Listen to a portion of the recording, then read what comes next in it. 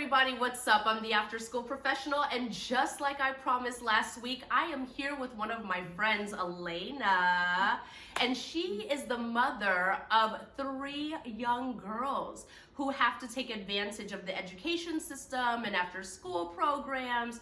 And so we are going to be talking with her today. I am so excited that she's here. It's gonna be so good. Girl mom. A girl mom. Like, Total hello. girl mom. That's so Yes. awesome. I'm really exciting. It's fun. So we are going to be talking to her today about how she feels about virtual learning. Oh my God, are you guys ready? Let's go. Bridging the gap between passion and performance. Let's get started. Let's do this! All right, so here we go, guys. Okay. So Alaina, the first question that I want to know, what do you think about all of this virtual learning stuff? It has completely taken over the way that our kids are learning. So, what are your thoughts about that? It's difficult. Yeah. My idea as a former teacher trying to relay concepts, especially my girls are 5. I have a set of 5-year-old twins who their very first experience of real school would be virtual over the computer. They're missing out on so much of what kindergarten is all about, and that is social development, that is problem solving, that is just learning to hold yourself together, get your composure. That's important. Oh God.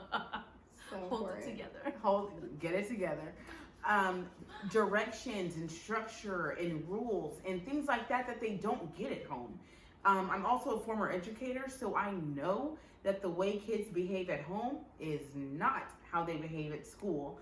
And that structure, someone else, a different authority figure outside of their parental figure, is key in helping them to establish just the idea that I have to do what somebody else says beside my mom, because I can kind of cry and I can use my little voice and puppy eyes and all of the things to tug at my mama's heartstrings, my daddy's heartstrings, to kind of move things in my favor. But things don't work like that in the real world. They do not work like that at school.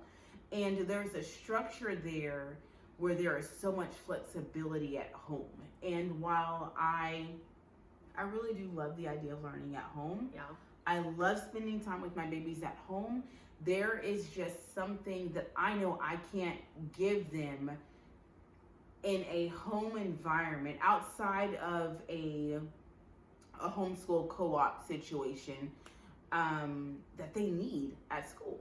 I just can't do it. I think they would be missing out a lot on social development, on just structured learning and learning to engage with people outside of their home. I have twins. Again, they literally do not need anybody else to play with. They are perfectly fine with the 2 of them, and I love the idea of them engaging with other kids, them kind of making their own friends, and learning how to problem solve with other kids aside from themselves, and they're going to miss out on that. So, as a parent of young girls, when you think about virtual learning, right? So it seems pretty awesome in concept, but then there's some trepidation around it. What do you think are some challenges as a parent to virtual learning?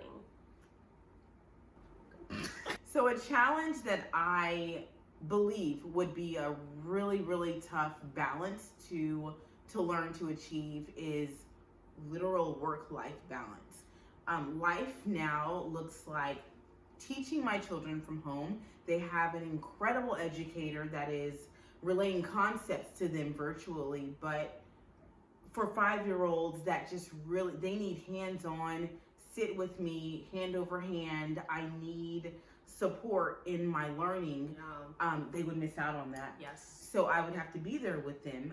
But as also someone who needs a full-time job, who is working and possibly even learning a new job for those of us who are stepping into a new career path, it would be really, really difficult to balance that educational time, that hands-on, sit next to you, I'm here with you for however long it takes, for you to learn, to literally grasp concepts, and then for me to also do the job that I'm being paid to do, being fair to my company, but also being fair to my child. That's a struggle that I am not sure I would know how to handle with them going into a structured real school as kindergartners.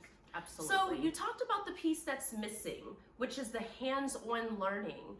If schools or after-school programs provided some kind of learning kit in which they provided lesson plans, curriculum, worksheets, workbooks, as well as the hands-on learning materials, the manipulatives, the supplies, in order to supplement the learning, do you think that would be a little bit better?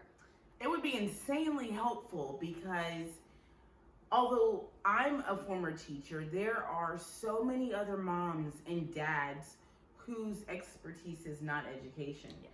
So for them to go into literally having to learn the things that they have not even had to think about for decades, and having to teach their children, and as things kind of flow and develop into their own things, we know that math is not being taught the way that we learned it. Basic things like that, is even for kindergarten, it helps the common parent relay things and connect with their child in a way that they can grasp skills. Yeah, grasp the skill. That's a hard one. Grasp. The SP is really difficult. The skills. That is grasp. I'm also a former speech therapist major in school. Well, look at that. So hey, there's God. That SP is kind of tough. It's grasp. Grasp. The skills. The skills. It's a tongue twister. But we are needing to grasp skills for ourselves. Absolutely. And then relay those to our kids. Absolutely. Because I mean, I've literally had parents of 6th and 7th graders, 8th graders, 9th graders who have no idea how to teach their kids these concepts that they're learning, because they're not equipped to. That wasn't their desired career path. Right. So for a school district, a company, a fill in the blank, to really offer that support, I think it would be invaluable to parents and families who are at home educating their children. That's great. So, Alaina, I want to ask you a question specifically about after-school programming. So we know that with our school systems, they're busy focusing on academics and the STAR testing, but our after-school programs have a very unique opportunity to reach kids and their families in a different kind of way. So what would your expectations be of an after-school program who's reaching kids in a virtual setting? Help me. Help me. Yes. Please help me. Yeah. Because, and I say that, it's funny, but I'm serious, because a lot of the day is going to be geared towards me trying to educate this child, which I have no idea what they're learning, what they should be learning, and balancing my work life and the stress and the pressure, the tension between those two. My girls knowing that this isn't school, but I'm their teacher, but I'm not their teacher. Right. There's a lot of uncertainty, a lot of just newness. Even though they were out of school the last part of the last school year, I think the assumption is that when summer is over, they will go back to school, just because that's what they've always done.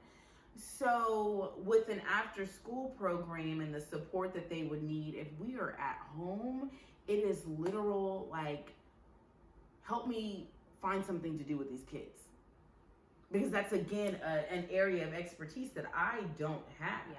So whether it is kind of giving me something to do for recess, or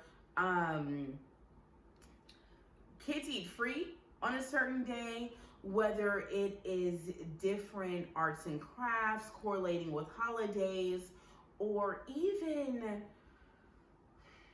different ways to address and deal with stress, or struggling to deal with scheduling, different like life skills stuff for them, problem solving tactics for me that I would help convey to them. I think this aspect of education would be more of a support for me than it would be for them. Okay. But you're helping me provide for them. Absolutely. If that makes sense. It does. So, I don't want to take up too much of my friend's time, but there's one last important question that I want to ask her. So, Alaina, what are the opportunities that might be being missed in virtual learning? Like, what's the benefits for parents and kids for virtual learning? I think the benefit of virtual learning is allowing children to experience day-to-day life, developing their own sense of self-discipline. So there's so much of life skill and life application, self-discipline, and just learning about home life and managing yourself and problem solving, thinking through tasks, things like that is missed. That's good. My dog is throwing up right now in the cage. So we're gonna get off before we actually vomit. She's literally.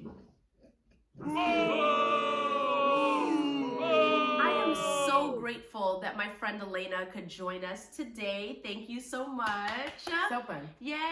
I'm gonna add some, applause in here in the little soundtrack thing. There you go. Applaud yourself. Applaud yourself. Applaud yourself. There you go. Whoop, whoop. So I am so grateful that she could join us today. Listen, virtual learning is new for so many of us across the entire nation.